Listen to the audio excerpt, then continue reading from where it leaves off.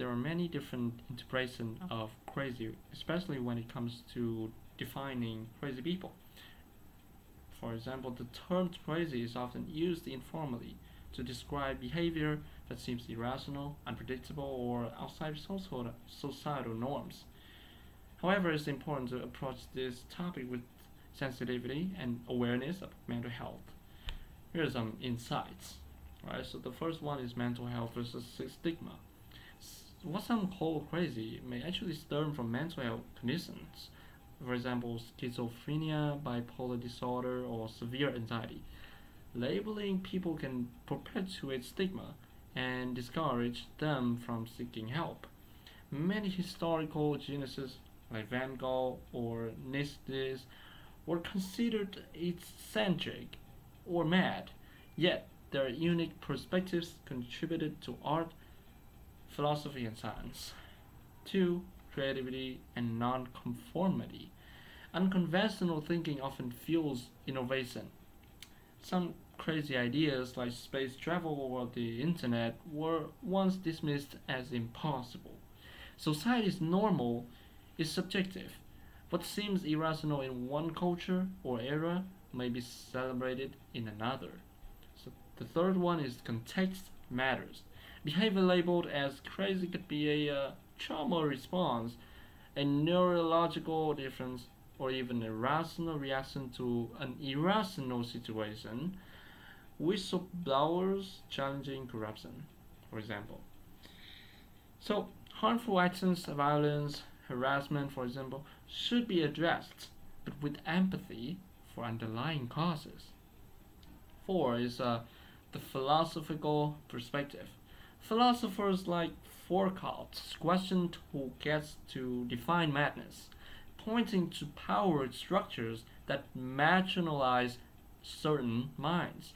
Buddhism and mindfulness teach that everyone has moments of delusion. Self awareness helps us grow beyond them. So, the key takeaway here is instead of dismissing people as crazy, try to understand the context first.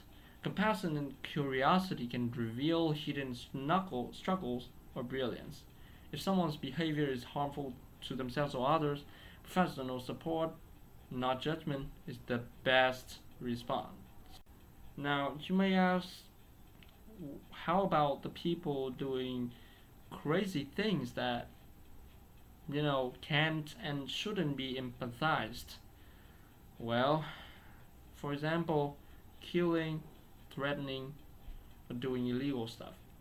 So we're touching a complex, nuanced issue here: how to respond to actions that seem irrational, harmful, or beyond the bounds of empathy. Just break down how to approach this ethically, and pragmatically. So let us define crazy first versus harmful behavior. So crazy is a vague, often stigmatizing term. What might seem inexplicable could stem from severe mental illness, for example, psychosis, untreated schizophrenia, extreme ideological indoctrination, for example, violent extremism, sociopathy, or malignant narcissism, lack of empathy, or intentional harm. So this appears in a lot of, you know, criminals. Not all harmful acts are rooted in illness, so this is important to mark here. Some people choose cruelty deliberately, and conflating this with mental health can unfairly stigmatize those who are actually ill but non-violent. So, 2. When empathy has limits. Empathy doesn't mean excusing or tolerating harm. Some actions can be empathized with because they, firstly, cause irreversible damage. For example, violence, abuse, terrorism, right? Number 2 is like exploiting others' compassion, manipulative individuals weaponize understanding to avoid accountability. Defy shared humanity. For example, genocide, sadistic acts. Example, a serial killer's trauma might explain their behaviors, but it doesn't justify or absorb it. Society must prioritize justice and safety, right? 3. How to respond to that. For example, for dangerous behavior first, intervene to protect others. For example, we have law enforcement here, institutionalization for those posing immediate risk, hold people accountable, even if they're mentally ill. Of course, may mandate treatment and punishment at the same time. We can get treatment and punishment at the same time. For non-dangerous but bizarre acts, set boundaries. You don't need to empathize with someone hurling insults on the street, but you can walk away without dehumanizing them. Distinguish harmful from weird. Society tolerates eccentric artists, but not arsonists. So, yeah. Like, eccentric artists are not as harmful as arsonists. In fact, it's not even harmful at all. It's just crazy in another sense. 4. Here is the danger of dehumanization. We often dehumanize crazy people. Even when empathy is impossible, avoid blanket labels like monster or inhuman. This risks justifying cruelty in response. First, you insult someone and they revenge for you, or you attack someone, right?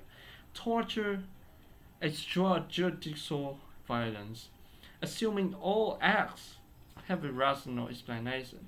Some people commit evil for its own sake, and acknowledging that is part of truth telling. And finally, here we have a pragmatic approach, a good approach here. Prioritize justice over understanding.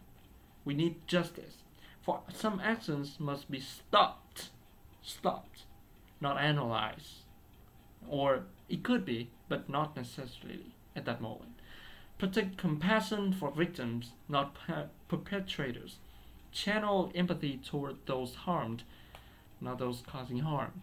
Accept uncertainty. We may never get why someone does horrific things, and that's okay. We don't need to. They're just crazy. So key takeaway here is while understanding root causes can inform prevention, for example, mental health care, social reforms, some acts demand unequivocal condemnation. Empathy isn't infinite. No.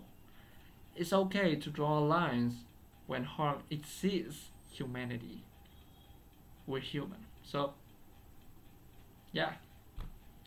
That can or may answer your question about if some crazy people cannot be empathized. The things they do can be out of touch, out of reality, out of pocket. It's just crazy, and we have all sorts of solutions and pragmatic approach to that. It's all about how we think, how we have fix our mindset and our perspective around things, because the world has many different angles, right?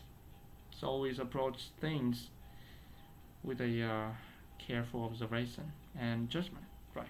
This video ends here. If you have any questions, put them in the comments and I will answer them with a positive attitude and hopefully helpful response. Right. Thank you guys for watching. See you guys in the next video. It's day 44.